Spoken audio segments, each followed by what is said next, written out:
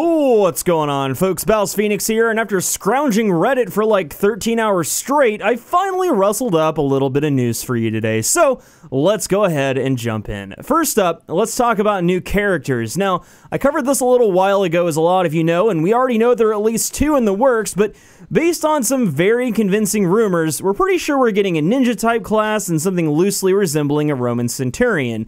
Over the past few weeks, though, there have been some images circulating of a third character that people are calling the Highlander. As you can see in the picture here, it's kind of in the same goofy style as the other 2 were. The scrub mode placeholder text, the foreign language, etc.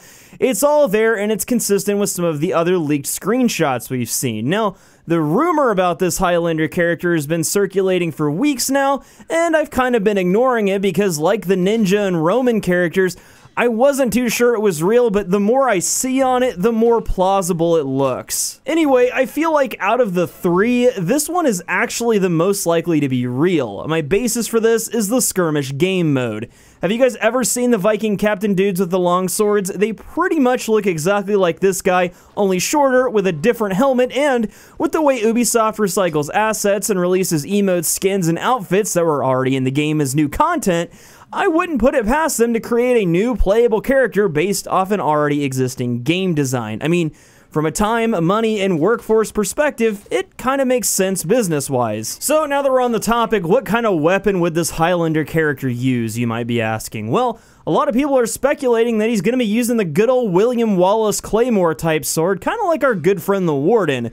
With a name like the Highlander, and from what we can see in this picture, it would make sense that this character would be Scottish or Gaelic or whatever you'd call it during this time period. I don't know, geography and world history were never really my strong point, but if this is the case though, and this character does use this weapon, I wonder how they'll make his fighting style different from the Warden's. I mean, I guess several different styles of martial arts for the longsword and greatswords existed, so it'll be interesting to see how they go about this, if it's even real. I mean, who even knows at this point? Piggybacking off of that though, the end of round 4 just ended a few days ago, which puts us in the last round of the season, and according to the devs, we're supposed to get new content at the beginning of the next season, which, presumably, would be the new characters and maps we've been hearing about. Word on the street is that this Friday, which is April 14th, for those of you that don't own a calendar, there's gonna be another Warriors Den dev stream. I have really no idea why they keep changing the day on this thing, but it's whatever at this point. Anyway, during that dev stream, the community at large seems to be looking forward to a few topics.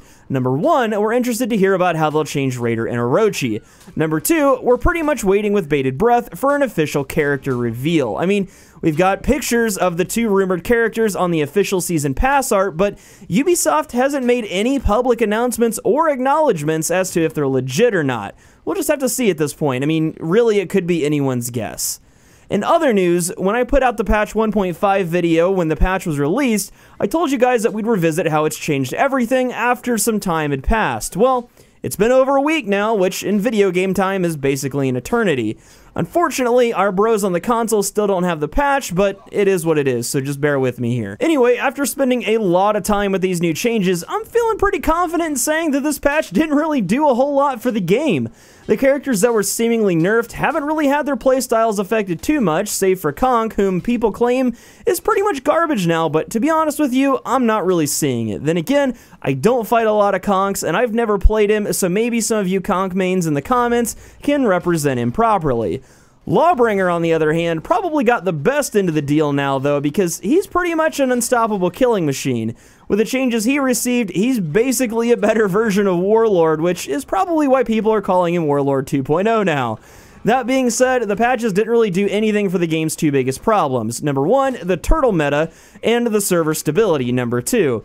Personally, I have decent internet, good hardware in my PC, and a constant green NAT, but some days I still only complete 3 out of 5 matches in 4v4 modes. It's exhausting, and I know a lot of you out there share my pain, so I think the best course of action here is to band together, gather our salty tears, and pray to the internet gods of PvP gaming that the issues someday get fixed. Outside of that, I'm not really sure what else we can do but wait. Lastly, since we're on the topic of the patch and how it's changed the game, I wanted to talk about revenge mode since patch 1.5 released.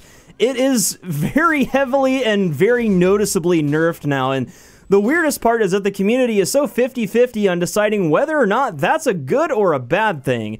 one person actually went as far to do the math and determined that on some characters, since feats no longer stack with revenge, you're better off not getting revenge at all because it potentially makes you weaker. This is pretty crazy because it seems like the game's most broken mechanic outside of flicker zone attacks has been reduced almost to a flashy particle effect.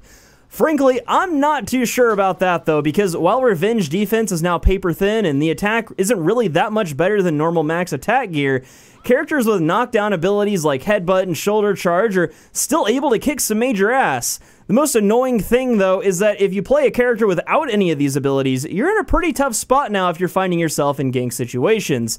Outside of having superhuman reflexes in the mind of a military tactician, there's not much you can do in these scenarios. I am curious to know what you guys think about all this though, so let me know in the comments down below what your thoughts are. But that's gonna do it for today though, guys, as we take a look at some of the stuff coming up on the horizon. We'll see this Friday on the dev stream how this all pans out, but until then, like this video if you enjoyed it, and don't forget to subscribe and click the bell icon next to it so you don't miss my recap of Friday's dev stream. Keep it tuned here for all that and more on For Honor, and until next time, I'm BouseFeenux, and as always, thank you so much for watching.